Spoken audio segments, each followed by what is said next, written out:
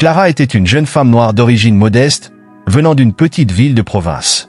Elle avait toujours été une fille déterminée, pleine de rêves, mais les opportunités étaient rares et lointaines. À 18 ans, elle a décidé qu'elle devait faire quelque chose pour changer sa réalité. Avec un cœur plein de courage et une valise à la main, Clara est partie pour la capitale, où elle croyait pouvoir trouver un avenir meilleur. À son arrivée dans la grande ville, Clara a affronté des difficultés qu'elle n'avait jamais imaginées. Le coût de la vie était élevé et elle avait besoin d'un emploi rapidement pour subvenir à ses besoins. Après des jours de recherche, elle a trouvé un travail comme femme de ménage dans le manoir d'un millionnaire connu pour sa froideur et sa distance. Son nom était Roberto, un homme puissant, entouré de luxe, mais qui souriait rarement ou montrait la moindre émotion. Clara était une employée dévouée et travaillait ardemment pour satisfaire ses employeurs.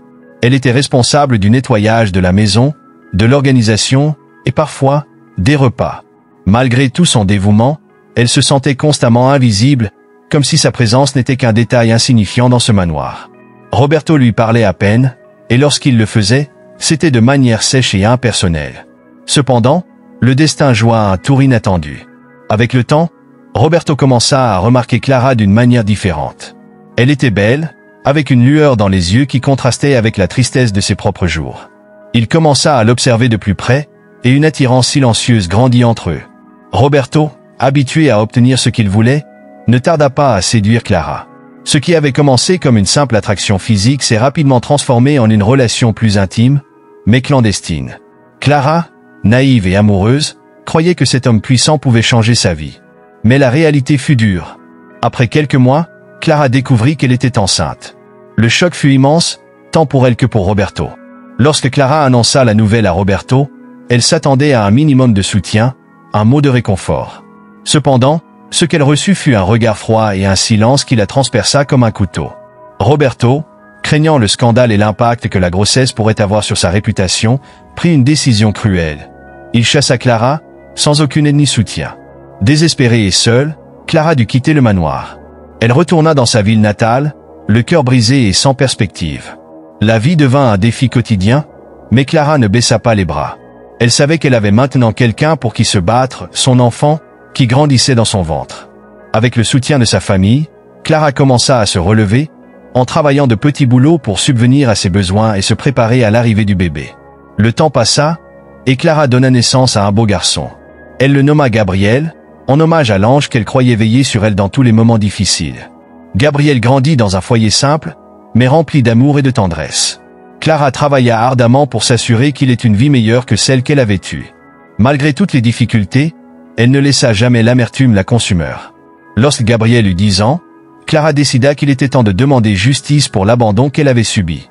Avec l'aide d'une avocate, elle prit contact avec Roberto, exigeant qu'il assume ses responsabilités de père. Roberto, maintenant plus âgé et aigri par la vie, résista d'abord, mais finit par céder. Il reconnut Gabriel comme son fils et commença à verser une pension alimentaire. Cependant, l'histoire ne s'arrête pas là. Clara savait qu'elle ne voulait pas dépendre de quelqu'un pour élever son fils. Elle décida qu'elle devait investir dans son éducation et sa propre formation. Avec l'argent que Roberto envoyait, Clara reprit ses études, après quelques années, obtint un diplôme en administration. Diplôme en main, elle ouvrit une petite entreprise dans sa ville natale, qui prospéra rapidement. La vie commença à sourire à Clara et Gabriel. L'entreprise de Clara se développa, et elle devint une femme d'affaires prospère, connue et respectée dans sa communauté. Gabriel, quant à lui, grandit sain et heureux, entouré d'amour et de soutien. Il se distingua dans ses études, à 18 ans, obtint une bourse pour étudier dans l'une des meilleures universités du pays. Clara, qui avait un jour été chassée de la maison d'un millionnaire, se voyait maintenant comme une femme forte, indépendante et prospère. Elle regardait son fils avec fierté, sachant que tous les efforts et sacrifices avaient porté leurs fruits. Gabriel, de son côté, avait en sa mère un exemple de résilience et de force qui l'inspirait à devenir une meilleure personne chaque jour. Le bonheur de cette histoire ne réside pas seulement dans la réussite financière de Clara, mais dans la leçon de vie qu'elle a apprise et qu'elle a enseignée à Gabriel. Ils ont compris que la véritable richesse réside dans l'amour, le caractère et la détermination. Clara n'a jamais permis que l'abandon et le mépris la définissent, et cela a fait toute la différence dans sa vie. Mais la vie avait encore des surprises en réserve pour Clara. Un jour, alors qu'elle assistait à une conférence sur l'entrepreneuriat, elle rencontra un homme nommé Julien.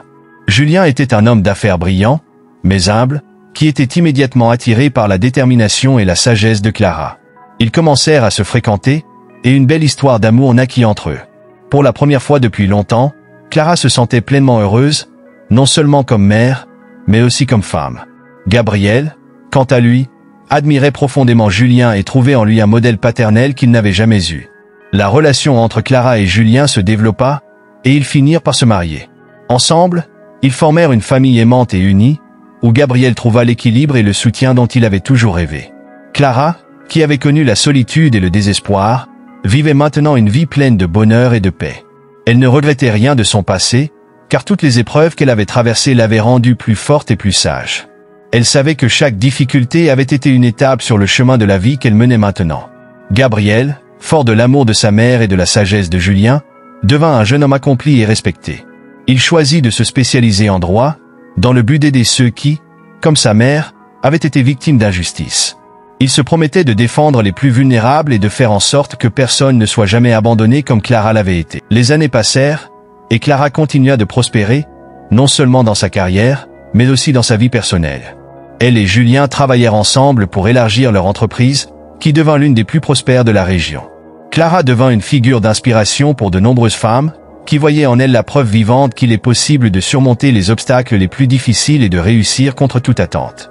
Clara et Julien, maintenant grands-parents, continuèrent de soutenir Gabriel dans toutes ses entreprises. Ils le virent devenir un avocat brillant, un mari aimant et un père dévoué.